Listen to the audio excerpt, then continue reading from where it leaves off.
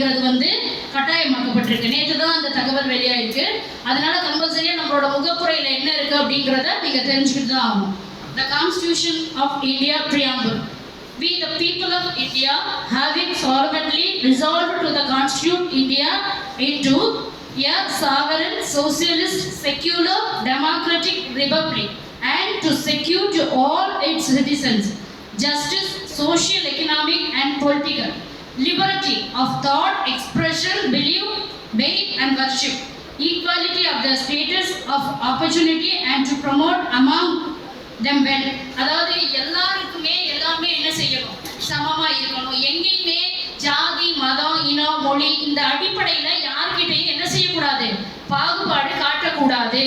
எல்லா மனிதர்களுமே இந்த நாட்டுல சமம்.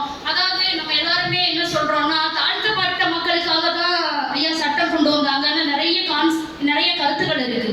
கிடையவே கிடையாது. எல்லாருக்கான சட்டம் தான் இது. எல்லாருமே என்ன செய்யணும், யாராலையும் டிஸ்கிரிமினேட் பண்ணக்கூடாது. எல்லாருமே சமமான அமைப்புல இருக்கணும். ஆணும் பெண்ணும் சமம், வேலை வாய்ப்புல சமம், எல்லாத்துலயுமே சமமா இருக்கணும் அப்படின்னு சொல்லி